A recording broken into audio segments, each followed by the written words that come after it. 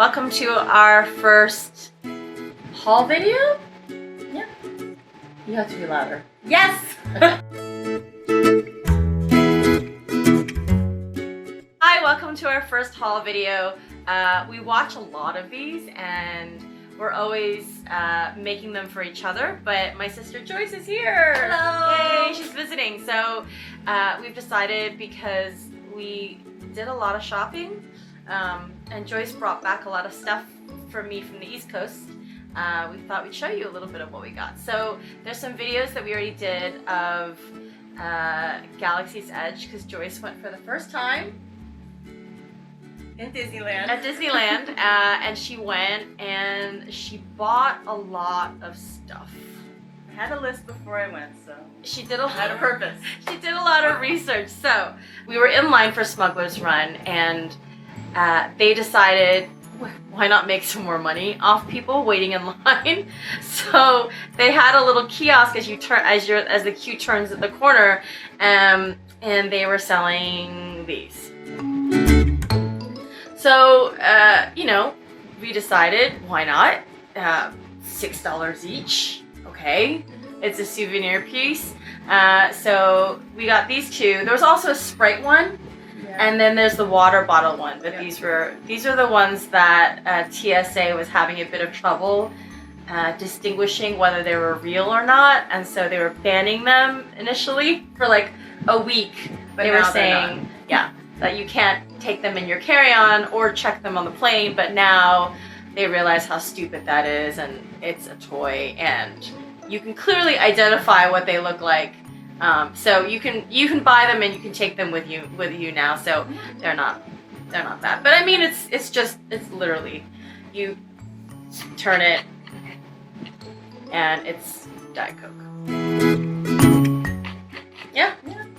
Except Joyce turned hers wrong and the cap came off. The front part comes off, and then there's the regular. It's just a regular cap. Mine came off altogether, but you know. That's okay. And I know some people are turning, once you drink it, some people are turning these into Christmas ornaments by just, you know, tying maybe some ribbon or tinsel or whatever and just putting it around the cap and then hanging it on your tree once it's empty. So that might be a good idea to do. I think I might take yours.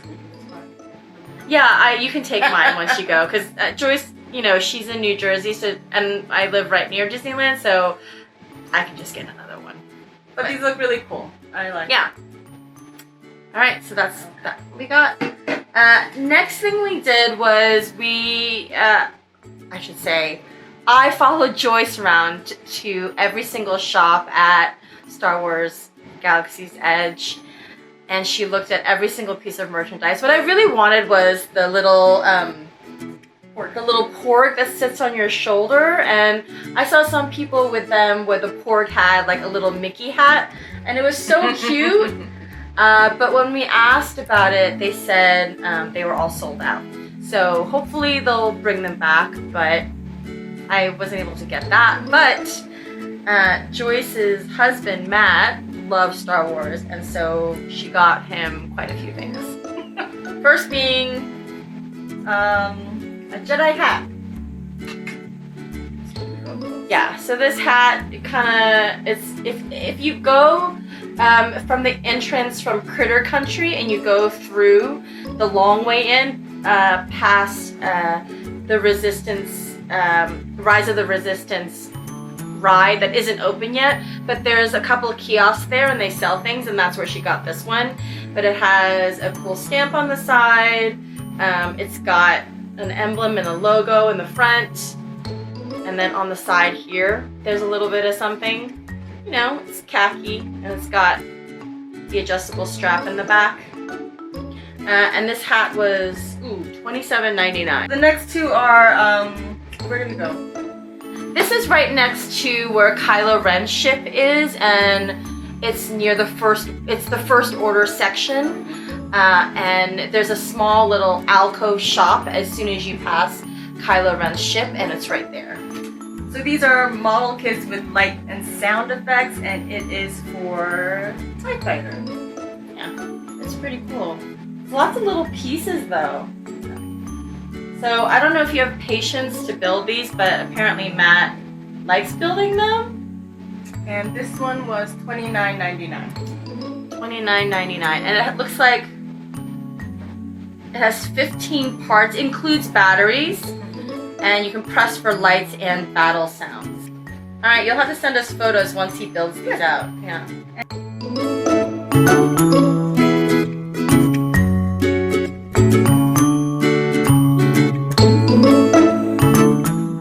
And another one I got was one model kit for at M6 Walker, the assault one. Oh, the AT-AT? Or the AT-AT? Yeah, it says assault. First order heavy assault AT M6 Walker. Oh, sorry, this isn't the AT-AT. This is the... Oh, yeah. This is the first order one. These are all bad, the bad side. Yeah, this is the knuckle draggers. So you can tell by, if you look at the bottoms here, they look... When they were doing the designs for the movies, I remember them talking about these walkers. They wanted them to seem a lot more aggressive and animalistic. So they made them the knuckle draggers, the way kind of like gorillas, like when they walk, they put their knuckles like that. So that's what this is. It's an evolution of it. This one has 46 parts, 15 points of articulation, and lights and battle sounds, and this also includes batteries. That's kind of nice that they include batteries, because sometimes after you do all that work and then all of a sudden you're like, You don't have batteries. you have to go out and buy batteries. It's so annoying.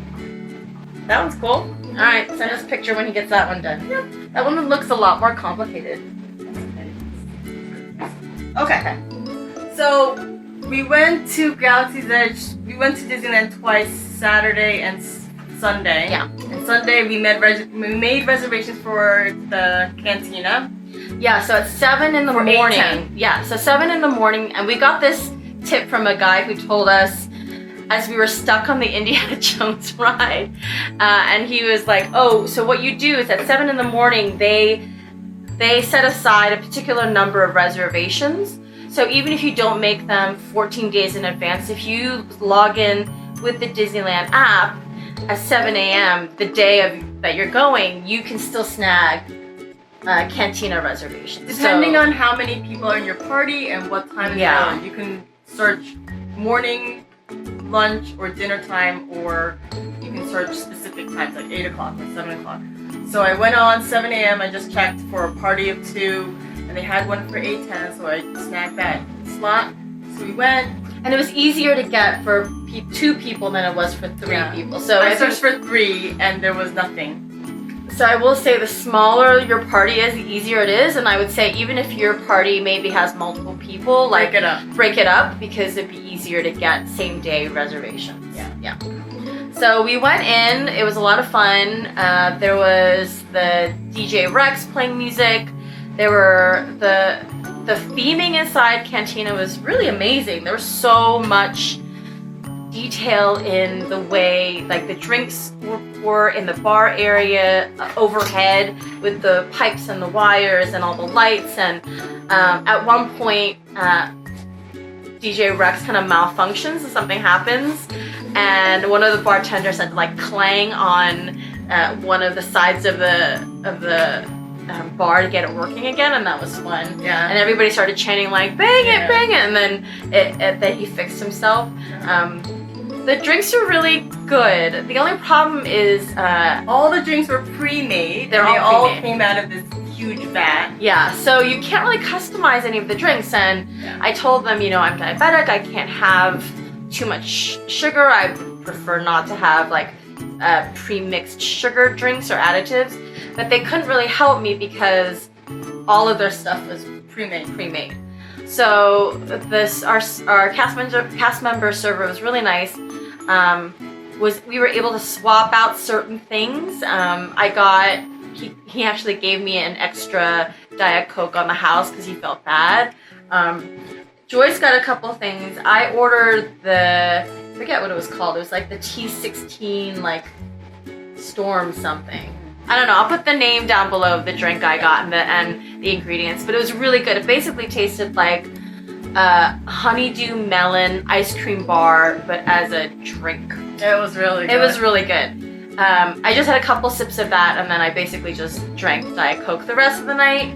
But Joyce really wanted, and she came with a plan for specific bar souvenir glasses. So there's 3 souvenirs you can get.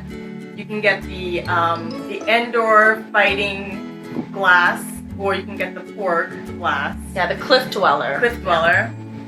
Or you can get the beer flight with the Rancor tooth set. Yeah. So I really wanted the indoor mug and the tooth set. I don't like drinking beer, so I said, can I not get the beer, substitute it for another drink, and just pay for the flight?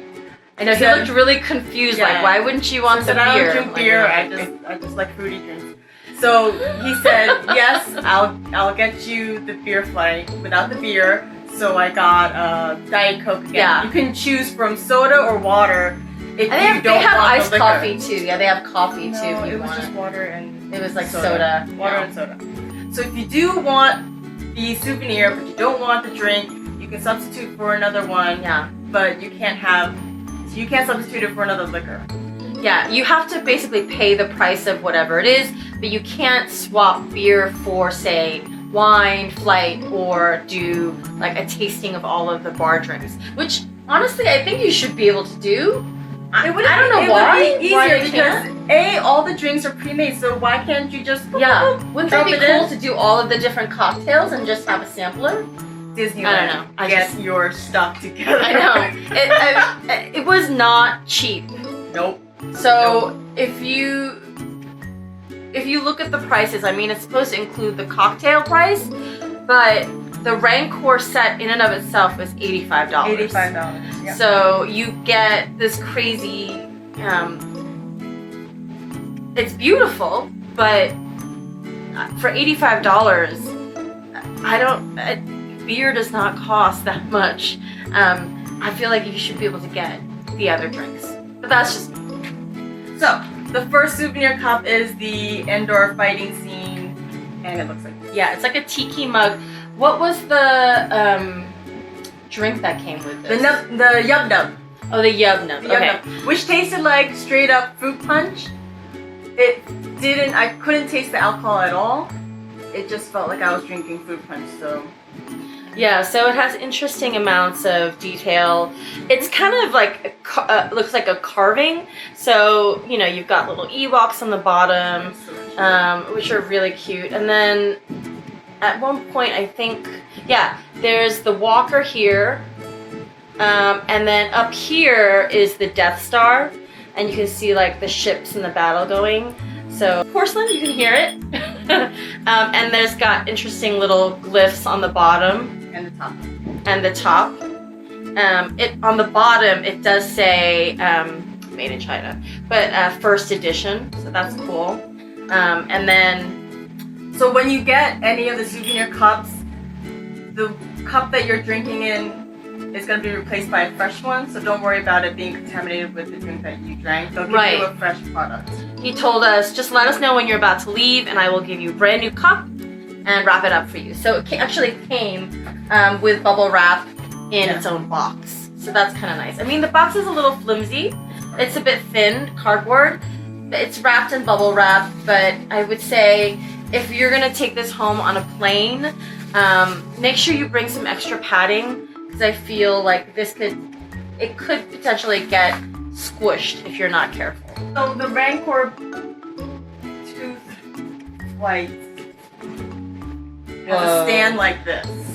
So there's 4 holes for the little Cups, yeah. cups. And then it's like an interesting wood carving with 2 handles on the side. Well, if you look at it, it's got numbers, right? It's like 1, 2, 3, 4. So that's cool. You can see. I'm sure because when this was a beer tasting flight, they'll tell you on the card what flavor beer you're getting.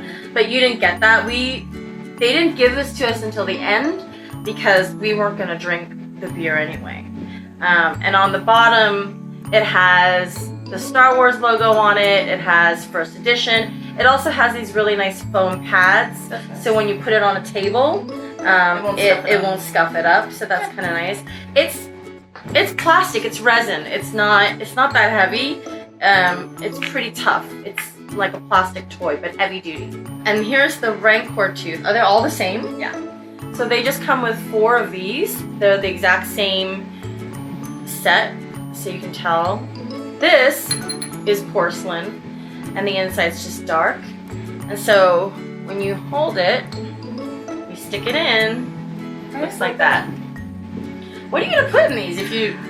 When I have people over, I'm gonna put like little appetizers, nuts, you know, olives, tomatoes. I guess so. Like that. It's gonna be a pain in the butt to clean these because they kind of go all the way. Yeah, you'll just have to be careful when you clean these. This is gonna be the coolest appetizer setting ever. So I would say even candy might be fun in these, like M&Ms and like different things.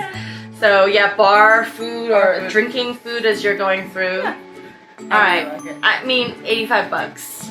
To me, it's worth it because I really like the tooth. I Okay. think it looks cool.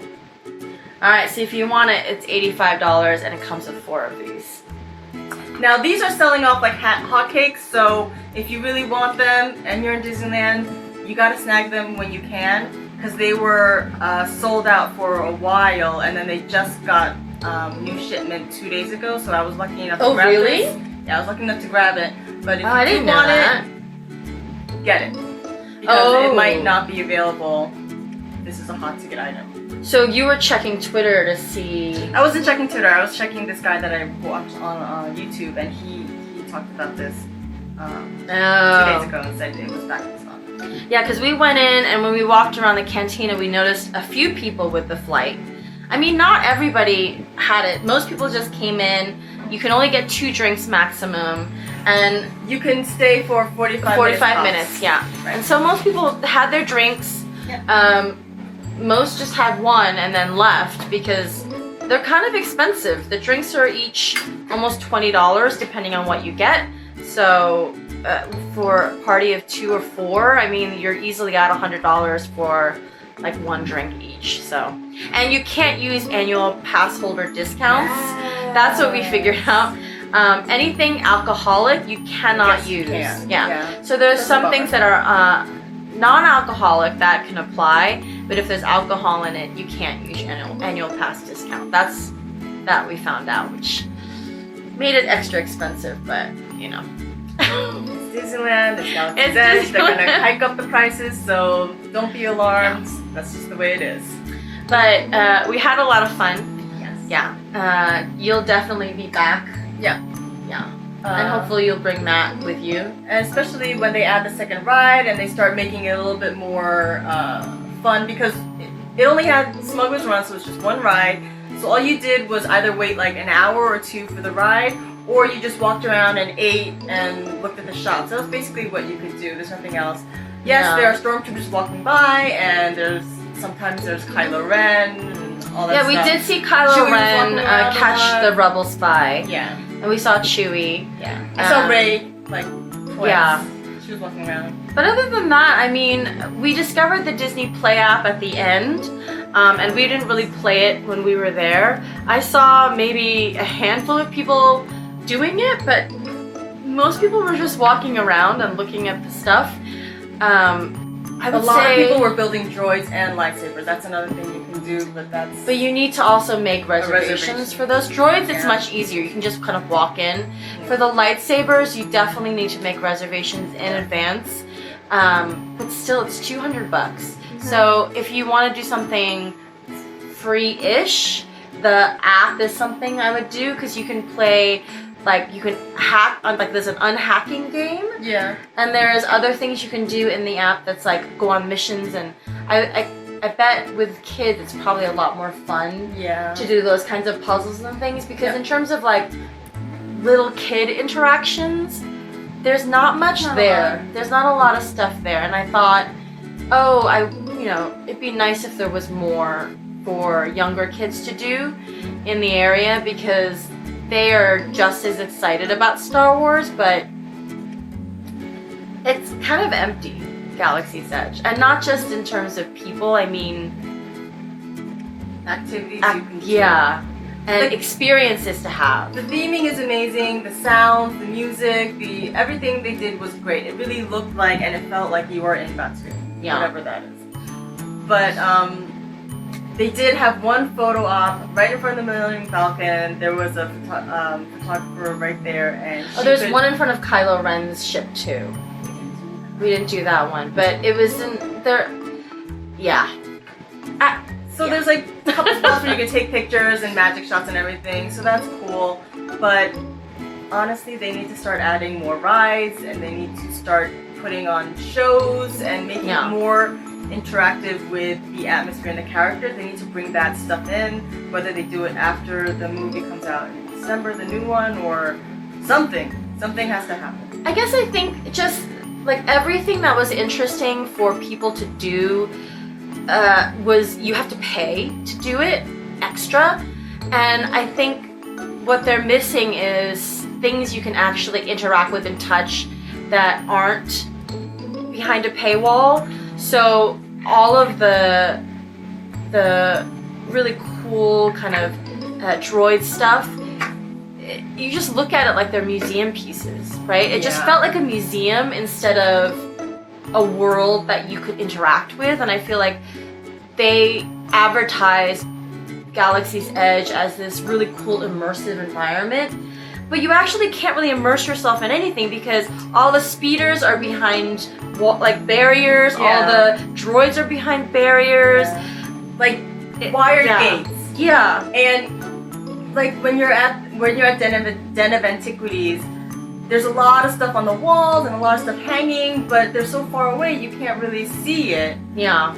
And everything that's like all the busts and stuff are all in glass containers. And I understand you don't want people to touch it and break it, but it seems like everything was so Precious. yeah. And I feel like they could make things that are a little bit more like crowd friendly or kid friendly. I mean, they don't have to be as detailed, but you know, having a cool droid that kids could play with or crawl around on. Well, you or mentioned the whole interactive garbage can.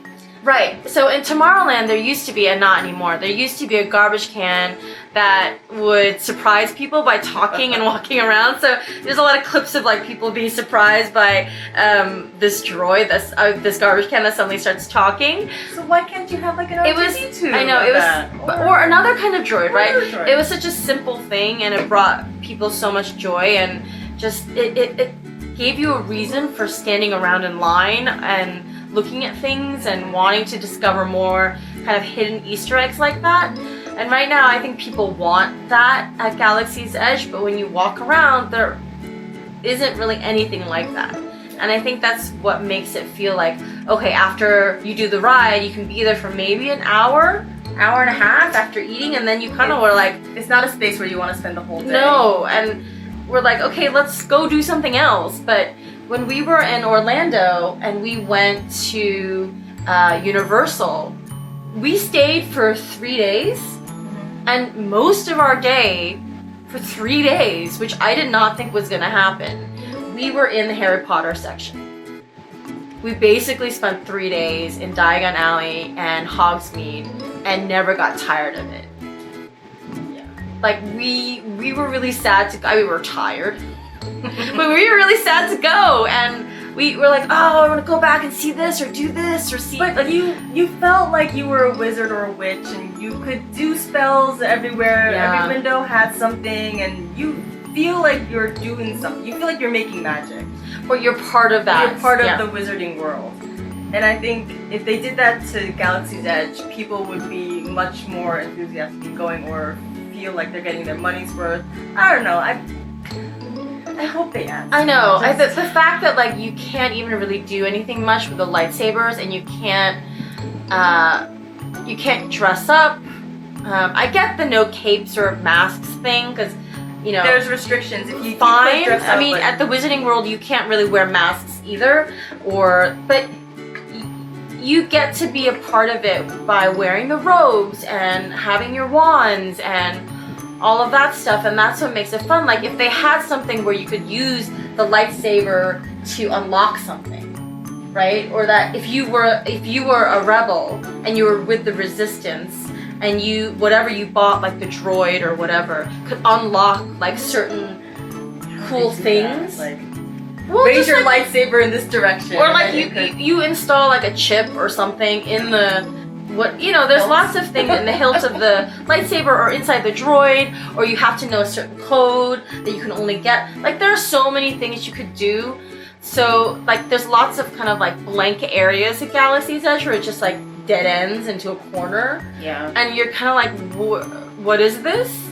And there's lots of like cast member only doorways and areas, but there's also lots of places where you're like, were they gonna build something here or do something here and they just haven't opened it? It was weird. They're gonna hopefully improve it. Here's hoping that they really work on making the experience better, more Yeah. affordable, Yep. for different types of families, for different types of age groups, for And different levels of geeking out.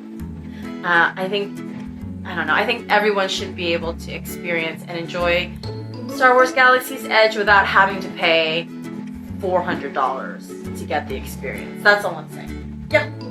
Okay. So Go see how it is. Let us know if you disagree with anything we've said, or if you had different experiences that we should go back and do because we missed it. Or if you've been playing the Disney Play apps, how is it? yeah, how is it? Yeah. Is it worth it to go back just to like fiddle around on the phone? Like, let us know, because we kind of skipped over it, and I don't feel bad about it, but maybe we need to go back and play it, and that'll make it better. But. Yep. All right, let us know how you feel about Galaxy's Edge. That was our review. All right, All right. bye. Bye bye.